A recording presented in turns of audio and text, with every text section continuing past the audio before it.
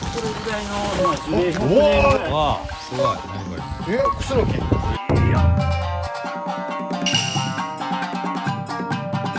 スイッチョンの匠スイッチョン。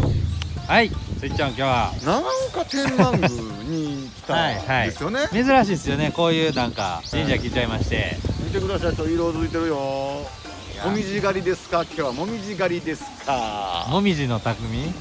シーズン的にはなんか何する人か全然わかんないですけどね。でも響きはいいよね、もみじの匠ね。もみじの匠。ではないねんね、だから今日は。ではないそうです。ではなくて、はい、今日は日本庭園の匠。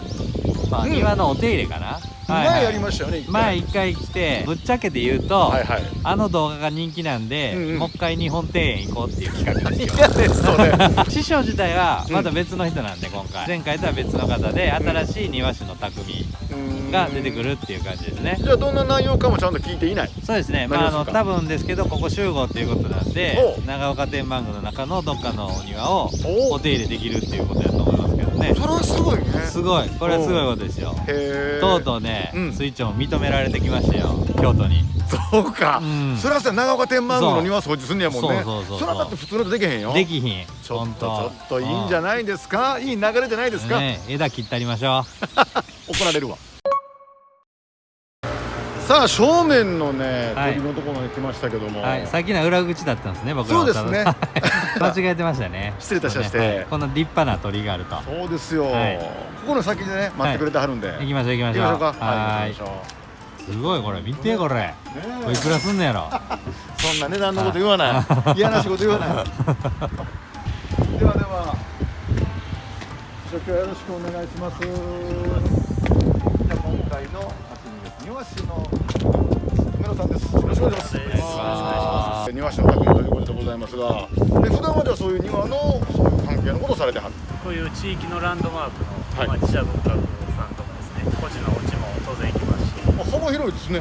今日はじゃあ僕はそこでご指導をしてもらえるわけですか。すごいよ。すごい。じゃあ具体的にやる仕事って言ったら、まあもっと京都の庭師しかやらない伝統の技みたいな、そういうのをちょっと体験してもらったら。そんなんあるんですか。庭のね、手入れ2回目なんですよ、スイッチョン。以前やったこと言ったって。何やった以前は。庭の掃除。掃除も基本ですから大事です。今日はそんな感じもあります。今日はもっとプロの技を、匠の技をマスターしてもらったらと。楽しみ楽しみ。そうやね。行きましょう行きましょう。行きましょう行きましょう。これはね、今オッケーの執事になって、今オッケー執事。はい。画家で今尾慶年さんいう有名な人がいるんですけど、慶年さんが明治時代に桂離宮を作ったね、八丈家の所領地やったんですけど、ちょっと明治になって所領地じゃなくなって、神社だけでやっていかなあかんと、そんな時になってどうしようかないう時にこういう今尾慶年とかそういう人たちが集まって、そういういろんなネットワークで活性化をしたと。それでこうやって石が残ってると。そういうね、やっぱ京都ならではの見えへん価値がね、やっぱりそういうのがあるな。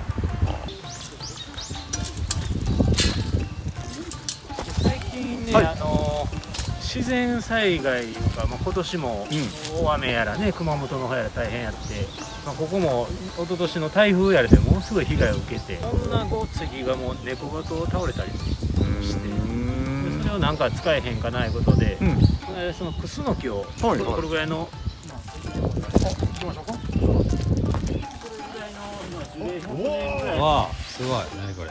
クスノキ。これぐらいちょっとの木がもう倒れかけとって切らざるを得なかったんですけど、樹齢も100年近い。でこれを捨ててしまうのはちょっとなんぼなんでも忍びないいうことで、チップに粉砕して。ほんまやほんまや。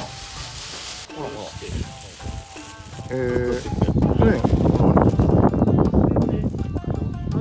アロマオイルにして生成して、こういうのを使ったワークショップやろう言うて、庭を手入れするだけじゃなくて、こういうこともされてるってことですね。結局こんなんもう捨てるばっかりでね、今ね循環のねとか持続可能なとかでよう言われるけど、サステナブルですね。そうです。